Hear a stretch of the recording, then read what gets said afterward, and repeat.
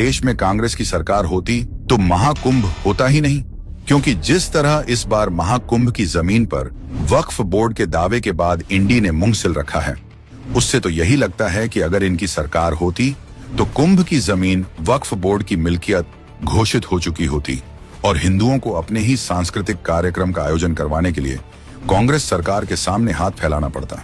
जिस तरह असुरों ने अमृत पाने के लिए लाख षड्यंत्र रचे, ठीक उसी तरह कांग्रेस और सपा की सरकारों ने सनातन धर्म को अपवित्र करने की कोशिश की।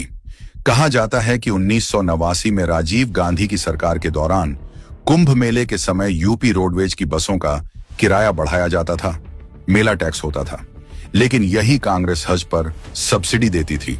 2013 का प्रयागराज कुंभ याद है? कैग की रिपोर्ट की माने तो कायदे से कुंभ आयोजित करने के लिए साल भर पहले से ही तैयारियां की जाती हैं। लेकिन अखिलेश यादव की सरकार ने जनवरी में कुंभ होना था तो नवंबर में तैयारियां शुरू करवाई, इसलिए 2013 मेले में 60% तैयारियां पूरी ही नहीं हो पाई थी। सुरक्षा के लिए सिर्फ 4 गोताखोर तैनात किए गए थे और कुंभ मेले समिति का अध्यक्ष आजम खान को बना दिया था। लेकिन आज यही अखिलेश वक्फ बोर्ड बिल में हिंदू की भागीदारी को गलत बताते हैं। आजम खान की कुव्यवस्था के कारण 2013 में प्रयागराज रेलवे स्टेशन पर भगदड़ मच गई थी और 42 से भी ज्यादा श्रद्धालुओं को अपनी जान गंवानी पड़ी थी। कुव्यवस्था का अंदाजा आप इस बात से लगा सकते हैं कि अखिलेश ने अपनी ही सरकार में आयोजित कुंभ में गंगा स्नान नहीं किया था। उन्होंने योगी सरकार के दौरान 2019 में अर्धकुंभ के दौरान डुबकी लगाई थी।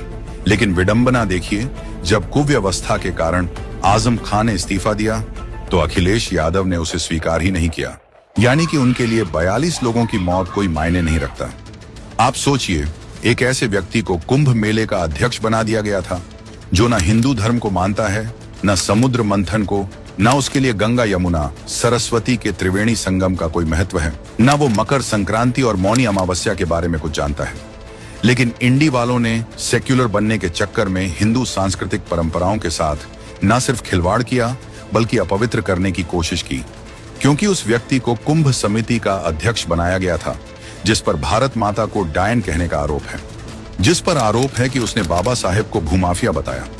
आज तक ये सपाई हैजा फैलने का डर दिखाकर विश्व भर में कुंभ मेले की बदनामी फैलाते हैं।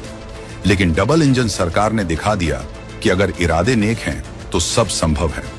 आज हमारे कुंभ मेले की चर्चा पूरे विश्व में हो रही है।